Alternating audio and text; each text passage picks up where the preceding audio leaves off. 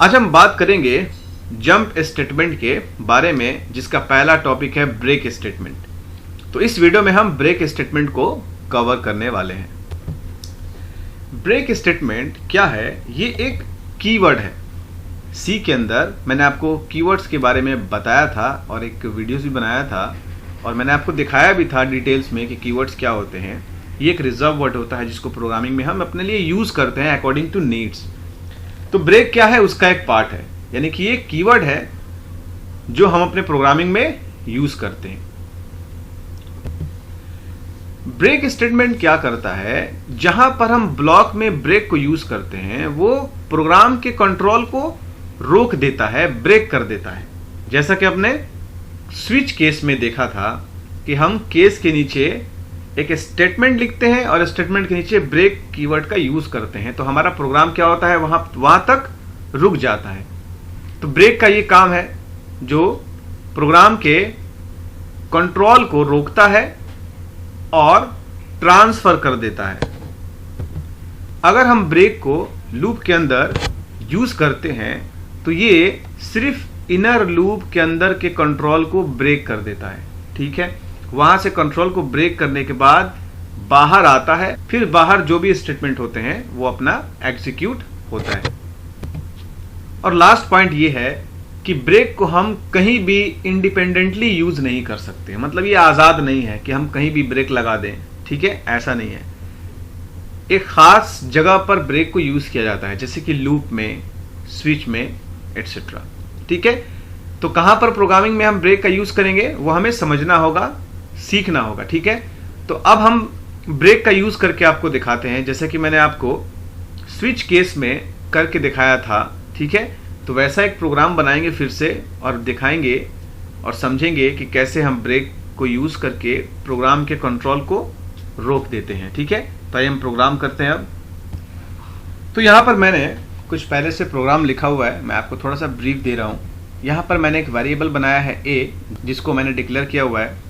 उसके बाद मैंने प्रिंटफ फंक्शन की मदद से एक मैसेज को डिस्प्ले कराया है यूजर के लिए कि इंटर योर नंबर, मतलब जो वीक का नंबर होता है ना, संडे, मंडे, ट्यूसडे, 1 2 3 करके ऐसे, ठीक है। उसके बाद मैंने यहाँ पर स्विच यूज किया है, ठीक है। स्विच भी एक कीवर्ड है। ये स्विच किस लिए यूज करते हैं? प्रोग्राम के कंट्रोल को भेजने के लिए, ठीक है। उसके साथ केस यूज करते हैं जो कंपलसरी है। Case 1, case 2, case 3। केस 1 में है संडे, केस 2 में है मंडे एंड केस 3 में है ट्यूसडे। इनमें से कोई भी एक नंबर को आपको चूज करना है, ठीक है। तो प्रोग्राम को पहले कंपाइल करके देखते हैं, कोई एरर नहीं है। अब रन कराते हैं। हम टाइप करेंगे 2 तो क्या होगा? मंडे। फिर से रन कराते हैं। हम टाइप करेंगे 3 तो क्या होगा? ट्यूसडे। फिर से रन कराते हैं। हम टाइप करेंगे 1 तो क्या होगा? संडे। अब यहां देखिए, अगर हम ब्रेक को हटा देते हैं, यहां ब्रेक मैंने यूज किया है, यहां के ब्रेक को हटाइए, इस ब्रेक को भी हटाइए और इस ब्रेक को भी हटाइए। हम टाइप इंटर योर नंबर, यहां टाइप करेंगे 1 तो संडे, मंडे, ट्यूसडे। 1 टाइप करने पे संडे आ रहा है, मंडे, ट्यूसडे दोनों आ रहा है।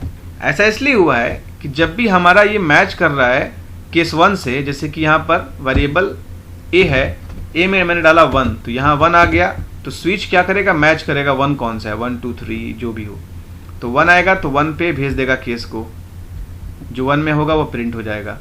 यहां क्या हो रहा है? ये भी प्रिंट हो रहा है और ये भी प्रिंट हो रहा है, बिकॉज ऑफ हमने ब्रेक को यूज नहीं किया है। इसको मैंने कमेंट में डाल दिया है, डेट मीन्स यूज नहीं हुआ है, ठीक है। तो ये क्या है? ब्रेक का काम है कि वो प्रोग्राम के कंट्रोल को रोक देता है, ठीक है। अब देखते हैं ये बाहर आता है कि नहीं, मैं वो भी आपको दिखा दे रहा हूं, ठीक है। अब जैसे ब्रेक मैंने यूज किया, हमने टाइप किया 1 तो देखा आपने संडे प्रिंट हो रहा है। यहां पर एक स्टेटमेंट और देंगे बाहर से, ये स्विच के बाहर प्रिंटफ, और यहां टाइप करेंगे हम कुछ भी ABC, ठीक है। और यहां टाइप करेंगे हम IBM, ठीक है। रन करते हैं, डाले 1 तो IBM प्रिंट हो रहा है। ऐसा क्यों?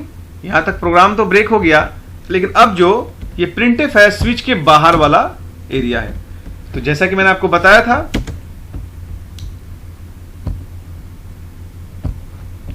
आपको बताया था, कि ब्रेक जो यूज होता है वो इनर लूप यानी जो ब्लॉक ऑफ कोड होता है उसके अंदर काम करता है। उसके बाद ये जब कंट्रोल बाहर आएगा तो फिर बाहर अपना एग्जीक्यूट होना जारी रहेगा। तो ये था ब्रेक का काम। उम्मीद करता आपको समझ में आ गया। कोई दिक्कत हो तो आप मुझे कमेंट जरूर करिए। Have a nice day.